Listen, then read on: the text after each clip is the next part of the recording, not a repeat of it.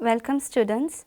This is an initiative taken by the Directorate of Higher Education, Government of Goa for developing e-content learning in the subject of economics.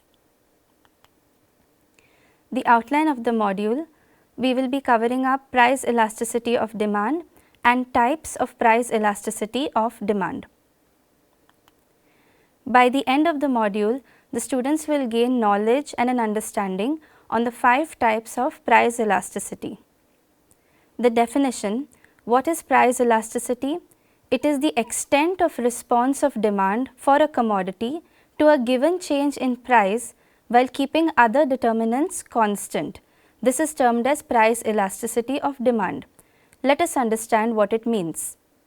The extent to which the quantity demand changes due to price change. Now, we all know that a change in price will lead to a change in demand, but we need to understand to what extent demand is going to change because the price has changed.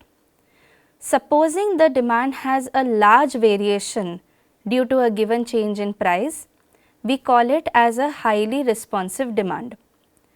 Supposing the demand has a small variation due to change in price, we call it as a less responsive demand. By formula, the percentage change in quantity demanded divided by the percentage change in price gives you the elasticity.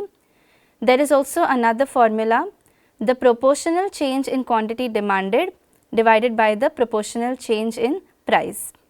Symbolically, if we write it, delta Q, that is change in quantity, divided by original quantity multiplied by original price divided by change in price, which is delta P. So, if you apply this formula, you can find out the elasticity of a particular product or commodity. Now, let us look at the different types of price elasticity of demand. The first one is perfectly elastic demand. So, here we have our x and y axis. The x axis measures quantity demanded and the y axis measures price. The same measures of the axis is going to be used for all the types of price elasticities. So, let us see how the curve looks. If you can see, the perfectly elastic demand has a horizontal straight line parallel to the x axis, which means that the price OP is constant and it does not move. So, the demand can either be 10 units, 20 units, 30 units or even infinite number of units. The price is going to remain exactly the same. So, if you look here, the demand is OM1 and the price is OP. Even though the demand changes to OM2, the price still remains to be OP.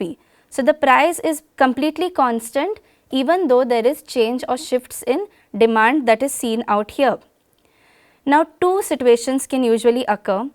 Either the price reduces or the price increases when we talk about change in price, correct?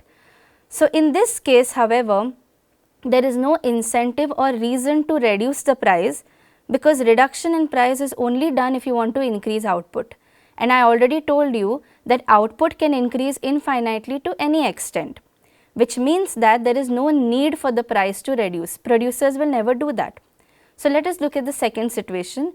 In case the producer increases the price, even a small increase of the price from OP to any amount higher than that will lead to the demand becoming 0.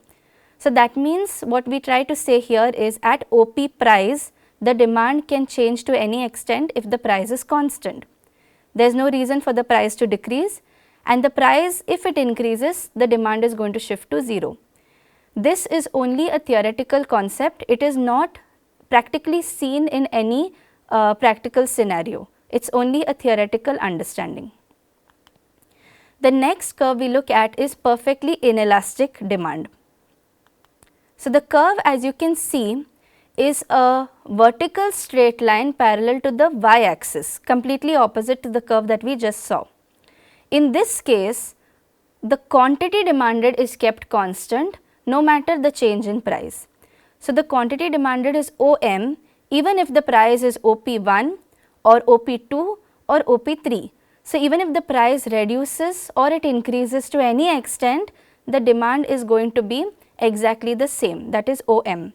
This is known as perfectly inelastic demand. This means that demand is not at all going to change no matter how much the price change.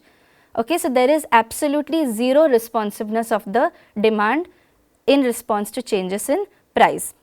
This again is a theoretical concept, it is not practically seen in the real world. Next we go to a concept known as relatively elastic demand. Here the demand curve is a flatter demand curve.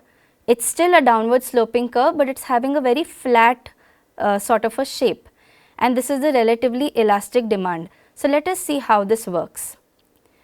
If the price is OP1, the demand is going to be OM1. Okay? So at a given price OP1, the demand is OM1.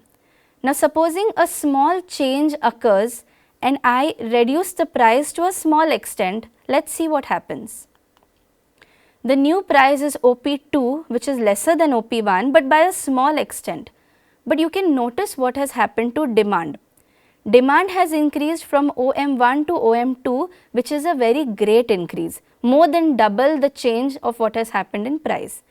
This is known as a very responsive kind of a demand.